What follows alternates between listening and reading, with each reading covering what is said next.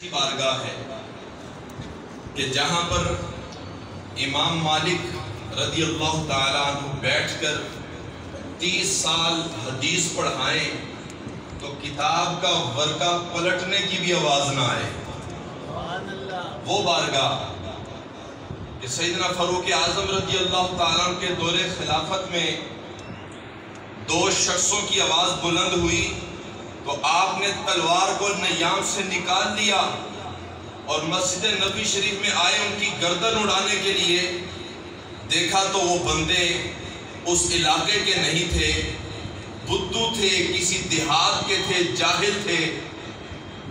تو آپ نے فرمایا کہ اگر تم اس علاقے کے ہوتے تو تمہارا سر میں تن سے جدا کر دیتا، کیونکہ اس بارگاہ کا تقدس یہ ہے کہ یہاں پر آواز بلند نہیں ہونی چاہیے۔ یہ وہ بارگاہ ہے۔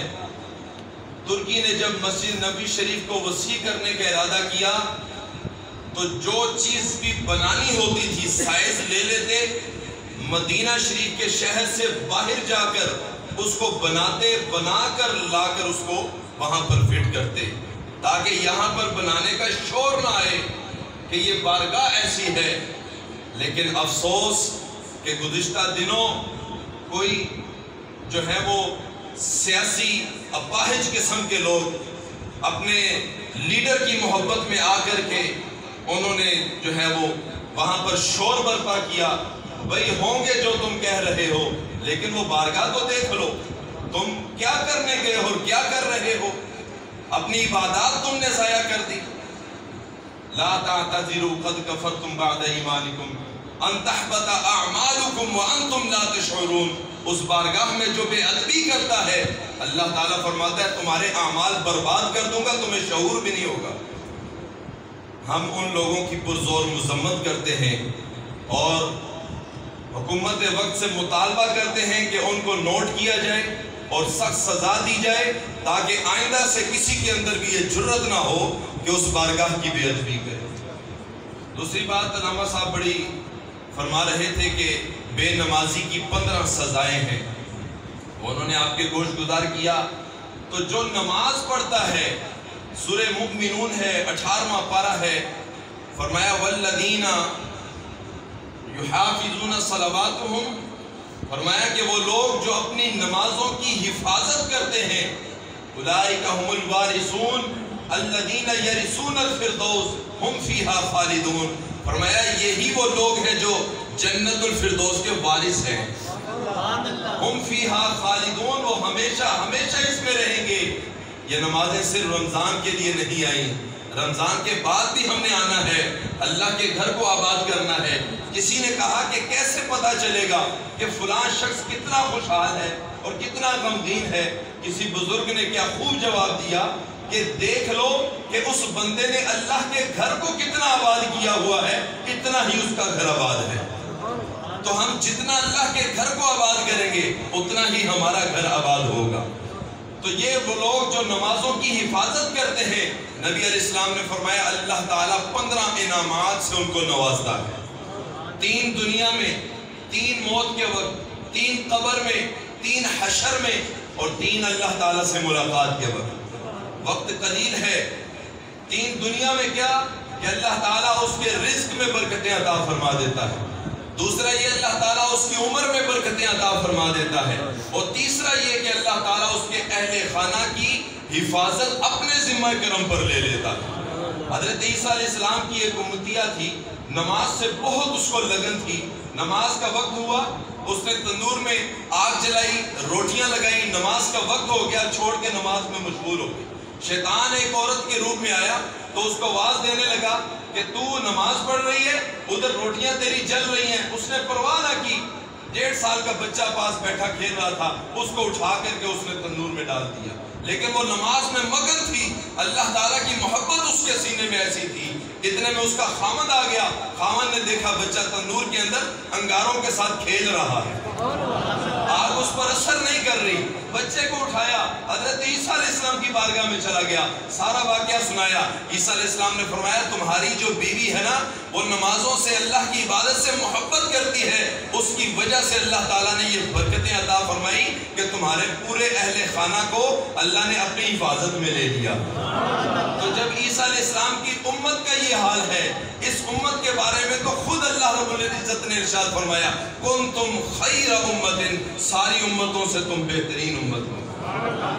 تو میرے عزیز دوستو, تیسرا موت کے وقت 3 انعام یہ ہے کہ اللہ تعالیٰ اس بندے کی, نمازی بندے کی بھوک اور پیاس ختم فرما دیتا ہے. جیسے علامہ صاحب فرما رہے بے نمازی, نبی علیہ السلام نے فرمایا سمندر کا پانی بھی پلا دیا جائے اس کی پیاس ختم نہیں ہوتی, لیکن نمازی کی شان یہ ہے کہ اللہ تعالیٰ اس کی بھوک اور پیاس کو ختم فرما دے گا. خوف, دوسرا یہ انعام کہ خوف و ہراس کو ختم فرما دے گا. اور تیسرا انعام یہ ہے کہ فرشتے اتنی خوبصورت شکلوں کے ساتھ, نورانی چہروں کے ساتھ اس کے پاس آئیں گے اور آ کر کہیں گے تتنزل علیہم الملائکہ الا تخافوا ولا تحزنوا وابشروا بالجنۃ التي کنتم توعدون. فرشتے آ کر کے اس کو کہیں گے تو پریشان نہ ہو, تو خوف نہ کر, تو غم نہ کھا, اللہ نے تو تیرے ساتھ جنت کا وعدہ کیا ہوا ہے. وہ نمازی خوشی کے ساتھ قبول کرے گا کہ ہاں میں جانا چاہتا ہوں, میں اب جانا چاہتا ہوں. یہ 3 انعام موت کے وقت. قبر میں 3 انعام فرمایا کہ اس کو نکیرین کے سوال اس پر آسان کر دیے جائیں گے. دوسرا انعام یہ کہ اس کی قبر تا حد نظر وسیع کر دی جائے گی, تا حد نظر وسیع. اور تیسرا فرمایا جنت کی طرف سے ایک دروازہ کھول دیا جائے گا جو جنت کی ہوائیں اس کی قبر تک آئیں گی. نبی علیہ السلام نے فرمایا قبر جنت کے باغوں میں سے ایک باغ بھی ہے. تو یہ نمازی کی قبر جنت کے باغوں میں سے ایک باغ بن جاتی ہے. اور 3 انعام حشر کے وقت کہ اللہ تعالیٰ اس کا اعمال نامہ اس کے دائیں ہاتھ میں دے گا, دائیں ہاتھ میں. اور بے نمازی کا اعمال نامہ نبی علیہ السلام نے فرمایا بائیں ہاتھ میں دیا جائے گا. بائیں ہاتھ میں کیسے کہ سینہ چیر کر اس کا بائیں ہاتھ پیٹھ کی جانب سے پیچھے نکالا جائے گا اور اس کا نامہ اعمال بائیں ہاتھ میں دیا جائے گا. اور اپنی قسمت پر تو ناز کرے نمازی کہ تجھے نامہ اعمال تیرے دائیں ہاتھ میں دیا جائے گا. نبی علیہ السلام نے فرمایا جس کا نامہ اعمال دائیں ہاتھ میں دیا گیا وہ کامیاب ہو گیا.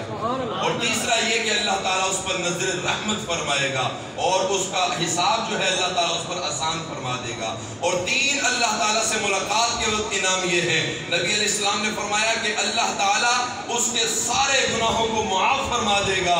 اور دوسرا انعام یہ سلام قولا من رب الرحیم, رب الرحیم کی طرف سے اس نمازی کو سلام کہا جائے گا. سبحان اللہ, اللہ تعالیٰ اس نمازی کو سلام کہہ رہا ہے.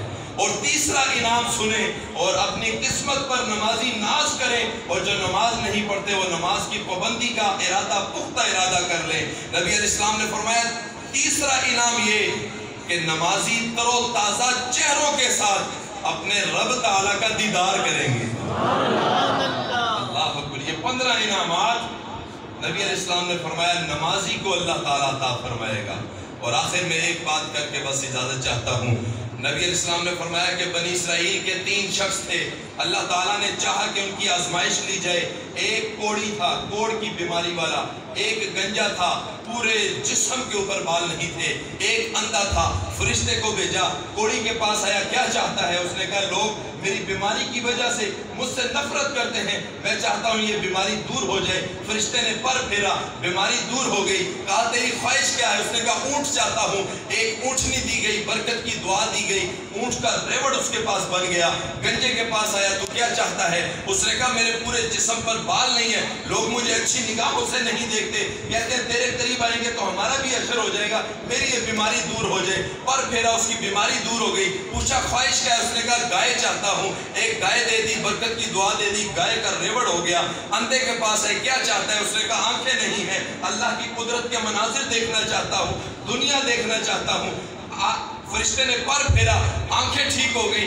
خواہش کیا ہے؟ اس نے کہا بکری چاہتا ہوں. ایک بکری دی, برکت کی دعا دی, بکریوں کا ریوڑ ہو گیا. پھر آزمائش کا وقت آ گیا. وہ فرشتہ انسانی صورت میں آیا, پہلے کوڑی کے پاس آیا, اس سے کہا کہ تو کوڑی تھا, تیرے اندر بیماری تھی، اللہ نے بیماری دور کر دی، تو فقیر تھا، اللہ نے غنی کر دیا، مجھے اس اللہ کے نام پر ایک اونٹ دے دے۔ اس نے کہا میرے تو اپنے معاملات بہت زیادہ ہیں، میں تمہیں نہیں دے سکتا، میں بڑا مجبور ہوں۔ فرشتے نے کہا اگر تو سچا ہے تو ٹھیک، اگر تو جھوٹا ہے تو اللہ تجھے ویسا ہی کر دے جیسا تو تھا۔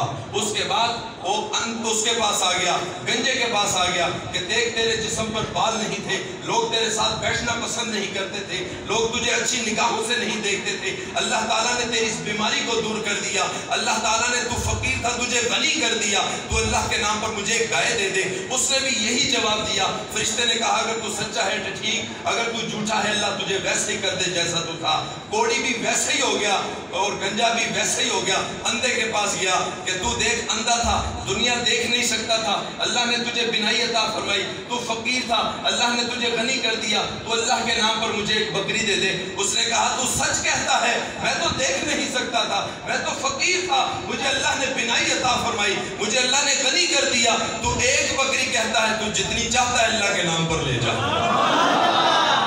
جب اس نے یہ بات کہی، فرشتے نے کہا کہ یہ تمہاری آزمائش تھی، کوڑی بھی ناکام ہوا، گنجا بھی ناکام ہوا، لیکن تو نے اپنا پرانا وقت یاد رکھا، تو نے اللہ کی راہ میں دینے سے ہاتھ کو کھینچا نہیں۔ میں تمہارے لیے اور برکت کی دعا کرتا ہوں، یہ ریوڑ تمہارا دگنا ہو جائے گا، تم سے مال نہیں جائے گا۔ اللہ اکبر۔ معلوم یہ ہوا میرے دوستو، جو اپنا وقت یاد رکھتا ہے، اپنی اوقات یاد رکھتا ہے، اللہ کی راہ میں مال خرچ کرنے کو ترجیح دیتا ہے، اللہ تعالیٰ اس کو سلامت رکھتا ہے، اس کے مال میں بھی برکتیں عطا فرماتا ہے۔ اور جو اپنا پرانا وقت بھول جاتا ہے، اللہ تعالیٰ پھر اس کو اس کی اوقات بھی یاد دلا دیتا ہے۔ اللہ رب العزت سے دعا ہے کہ اللہ تعالیٰ ہمیں دین متین کو صحیح معنوں میں سیکھ کر اس پر